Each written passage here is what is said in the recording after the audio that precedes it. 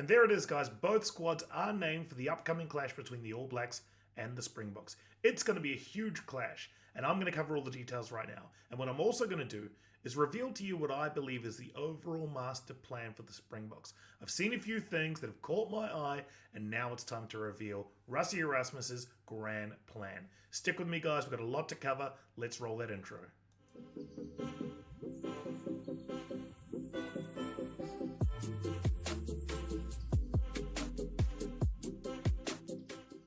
Kia ora everyone, my name's Zach, I love rugby, welcome back to Hakatime Rugby. So, week 2 Rugby Championship, All Blacks versus Springboks.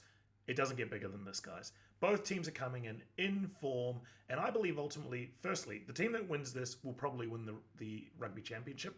That's almost a given. And in the context of a Rugby World Cup year, this result is huge to either team's chances in winning the William Webb Ellis Trophy. I've seen a few things that I want to build up. So before we get into the team list and we preview the actual match, I want to take a little bit of a step back in time just to paint the picture of what I believe we are seeing in terms of the Springboks master plan. So when Rassie Erasmus came into the Springboks back in 2017-2018, it was very much a difficult time in South African rugby. They'd just come off the back of a record defeat against the All Blacks, 57-0, and Alistair Coetzee was relieved of his duties at the time and replaced by Rassie Erasmus, former player and a real Springbok stalwart. So he came in with a very, very clear mission: restore the jersey to its former glory and restore the playing style as well to the DNA of South Africa. 2023 was always the plan for Rassie Erasmus. It's quite funny, he jokes, or he mentioned that winning the World Cup in 2019 was just a bonus. They always had a plan, a trajectory, a goal to peak come 2023, to implement a number of changes, a number of tweaks to get the Springbok squad back to top gear, top shelf rugby in 2023. And looking at the squads, which we'll do in a second, it's very much stepped in that direction. So we know that when he stepped in, his first mission was to return the Springboks DNA. And by what he meant by that was returning them to that forward-dominated physicality play, all built on strong set piece, breakdown, and physicality. Then being able to build on the back of that, whether it be high ball attacks, whether it be playing territory, all of this was built around original Springboks DNA. That is something that he implemented to great effect by winning the Rugby World Cup, as we all know, in 2019. But there was a very significant result there in 2018 that you may not remember, which was the Springboks were able to beat the All Blacks in Wellington in a very, very close one, an absolute nail-biter, but they were able to get the victory. And that was on the back of 2 losses that year. So Rassie Erasmus was staring at potentially his 3rd loss. But finally, the pieces of the puzzle started to fall together, and finally they started to get the result. So they were able to win away from home in New Zealand against a very good All Black squad at the time, and that really started the positive momentum for the Springboks under Rassie Erasmus. And what we've seen now is them very much grow and evolve even further. The last couple of years, I know that have been very frustrating for Springboks fans who have wanted to see a more expansive style of rugby from the Springboks. Well, we're finally getting that. It was exemplified in the previous result against Australia last week. I covered that in great depth. But the Springboks are now being able to use the width of the field. What used to be more frustration in terms of kicking the ball away and playing territory, now they're actually exposing the width of the field and getting great outcomes with the likes of Kurt Liarnse and Canan Moodie last week on the outside of teams. They had a field day running rampant on the outsides, and that bodes very, very well for the Springboks, and it's actually a real warning shot for the rest of the teams in international rugby leading up to the Rugby World Cup. If you have a team that can really dominate set piece, dominate physicality, win the breakdown, and score tries at width, you've got a complete rugby team. And all of this is built upon the master plan that Rassie Erasmus set back in 2018. And here is the Springbok squad named for this weekend. We've got Stephen Kitsoff, Bongi Mbonambi, Frans Malherbe, so the squad that returns from last week's absolute domination of the set piece. They return here after the travel down to New Zealand. Eben Etzebeth and Lou Diaga. Obviously, our condolences to the Etzebeth family on behalf of Hakatime Rugby and all rugby fans. He has a decision to make if he's going to stay and play with the team or if he's going to elect to return to South Africa. So we wish him and his family all the best. In the back row, we've got Quagga Smith, Franco Mostert, Jasper Wiese. So Jasper Wiese there has been retained. Obviously, it's the first choice number 8. Played a lot of minutes last year. Although I thought that Dwayne Vermeulen last week went very, very well. So I thought he may have just pipped him there. But they've got great options here and obviously amazing depth at the back row there. Franco Mostert will bring real steel there from a line-out option perspective and in terms of physicality around the park. Faf de Klerk and Damien Willemse are there.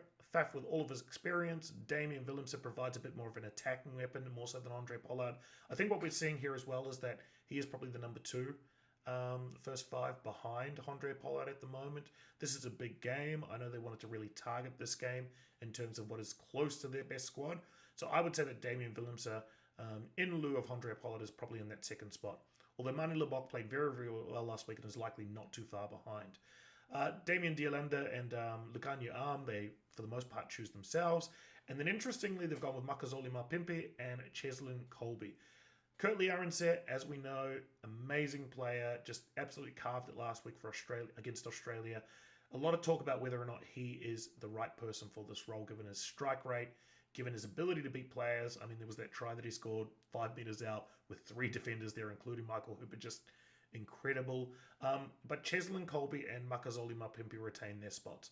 And I think this is the right move. I mean, you want to, reward the incumbency, those that have been successful for you, until there is a reason to make a permanent change. So we'll likely see them stick with this unless Aronset's form is just too much to deny, or one of these two start to drop off in terms of their performances.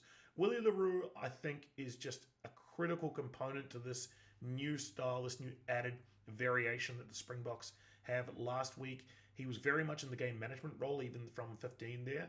And his ability to expose the widths, which I mentioned was a huge strength to the game last week, is crucial to this now added variation of the Springboks. Now the bench, and I don't think I've seen a better bench, if I'm honest with you, from any squad. Malcolm Marks. Now, it'll be interesting to see if they bring him in early like they did last game against the All Blacks, although I think Joseph Deweba wasn't having the best game, so he was pulled around the 30-minute, 35-minute mark last year. Meant that Malcolm Marks maximised his time at hooker, made a real difference. But I'm still surprised anytime I see him off the bench. I feel like he is a starter. I feel like he does his best work when he's starting and when he has the most influence. Thomas Dutoy, Vincent Koch there, just an impressive second unit in terms of the front row. RJ Sneeman, Peter Steph Dutoy, and Dwayne Vermeulen, the bomb squad. Now, this is just a wealth of experience, a wealth of physicality, and it's going to be a lot for the All Blacks players to contain. Grant Williams and Mani Lebok there on the bench. Mani Lebok can cover pretty much every backline position, so well set up for the 6-2 split and well set up for the bomb squad. Now, this is as good a side as I have seen the Springboks field in my life. So we also know that they are just peaking in terms of confidence, in terms of performance. So there is so much to play for here, and they have just positioned themselves perfectly with that split squad system to really fire in this game. I know they targeted this game. They've given players an opportunity to rest. They've now mixed the squad with a bit of, players that have been well rested and a few players that have had a bigger hit out last week. It's going to be fascinating to see how this plays out. And to the All Blacks, similarly to the Springboks, I want to take a little bit of a history lesson, a bit of a trip back in recent memory, and relive last year's series against Ireland in New Zealand. Now, this was, again, a dark series in New Zealand history. Not too many teams come to New Zealand and win a test match series, but Ireland were able to do that. And they were able to do that on the back of really exposing the breakdown, in particular, ruck speed, defensive line speed. They dominated the breakdown. They were able to get a roll on, and the All Blacks just weren't able to stop them in that second and third test. So congratulations to Ireland. It really exposed some areas that the All Blacks needed to work on, and there's been a lot made about the All Blacks' decline in recent history, given the drop-off of great players like Richie McCaw, Dan Carter, and others. But what I really noticed in the series was a lack of game management. There was a lack, and Beauden Barrett was actually leading the show at that stage at 10. There was some of the players in terms of the forward pack just looked a bit older, a bit more laboured. We saw the likes of Nepo Lalala, who was largely out-scrummed. I thought the likes of Ofa Tuangafasi as well. Just the combinations weren't quite right, and as a result, we were exposed heavily by the Irish. in New Zealand, which was was a tough one for Kiwi fans to take. Translate now to where we are today, and obviously there was the fantastic result in Johannesburg last year when no one expected the All Blacks to win. They made a couple of crucial changes. Ian Foster was potentially on the way out at that stage, if you recall. It was very much a case that if he lost that game, he would be out. The players stood up for him. He introduced some new energy, some new players, and they really did get that result. So Richie Mo'unga now the effectively the first choice number 10, although Damian McKenzie had a great game last start, and the young front row as well, really standing up, really competing against some of the better exponents of set piece in the game. So super exciting. And then we get this All Blacks squad. So, as I mentioned, first up, Ethan de Groot and Tyrell Lomax retain their spots there. They are the two first choice props for the All Blacks. Cody Taylor gets a nod. Interesting choice for me. I prefer Samisoni Tokeaho. Had a fantastic year last year. Better line-out thrower. Cody Taylor has been known just to lose his way a little bit with the line-out. So we'll have to keep a close eye on his performance here and whether or not he is going to keep that spot there at number 2. Brodie Retallick and Scott Barrett, I believe the best locking partnership that New Zealand have available. A lot may not agree with that, given Sam Whitelock's obviously his experience, but I just think Scooter gives you just that little bit more energy, physicality around the park, and he did a great job of also calling the lineouts last week, so really growing in terms of his All Black stature and leadership role. Shannon Frizzell, Sam Cane, Artie Sevilla, they went great last week, and particularly Shannon Frizzell. He was in the lineouts, he was in and around the breakdown, and was over the gain line almost every single run. It's going to be interesting to see how he goes against the Springboks, but very much retaining that back row combination. It looks like a combination that we're likely to see build towards the Rugby World Cup. Aaron Smith, Richie Mo'unga comes in. Damian McKenzie, as I mentioned, had a fantastic game last week. I thought he was very, very close to getting the call up again as the number 1 10 in New Zealand. I think he just gives you so much more, but it's clear that Richie Mo'unga is the first choice. And similarly to some of the Springboks players, it will really take a poor game or a run of poor games, I think, for Damian McKenzie to surpass Mo'unga at this point. Geordie Barrett, Reiko Ioane, similar to the Springbok centres, they picked themselves. And then we've got Richie Mo'unga and we've got Will Jordan there on the wings. Beauden Barrett at the back, had a great game last week. Now, in terms of the wings, I know that Narawa was available. Caleb Clark is there on the bench, which we'll cover in a bit. But they've gone with Will Jordan, which is an interesting selection. There are 4 wings, let's say, that are of high quality, that are available, that are in the rotation for the All Blacks. But I think Beauden Barrett actually won his spot here on the back of last week's role. He was very much in terms of game management, in terms of that lethal fullback option running down just outside the centre channel. Really had a great game last week, and I think that this is a reward for that. I would like to eventually see Will Jordan. He is our best fullback, actually playing fullback, and then playing a player like Emoni Narawa there on the wing as well. But these 3 players will not let you down. A good mix of experience and defensive astuteness as well with Mark Talia. To the bench, interesting choices here. Samisoni Tokeaho and Tamaiti Williams. We're all excited to see how Tamaiti goes against this big Springboks pack. He's on debut, so best of luck to you, Tamaiti, bro. Go well. And then we've got Nepo Lalala, Tupovai, Dalton Papali'i rounding out the forwards. Now, it'll be interesting to see how Nepo Lalala goes. He has had somewhat of challenges there at scrum time, and he's against the best scrum in the world. But this is always a good opportunity to test yourself and to regain form, regain confidence. So let's hope he goes well. Dalton Papali'i gives you that real burst of energy off the bench there. Great line-out option as well. Bit underwhelming, I think, in terms of the backs. So Finlay Christie, Braden Enor can cover multiple roles and won't let you down in any of them. Caleb Clark there as well. Traditionally a starting wing. Looks like they've got him there for a cover at wing. There are players there in the starting squad that can mix and match in other positions if needed as well, whether it be Will Jordan moving to fullback or Geordie Barrett playing and covering pretty much any role there in the back line. So that's the All Black squad, and that sets us up for the historic match. Now, where do I think it'll be won or lost?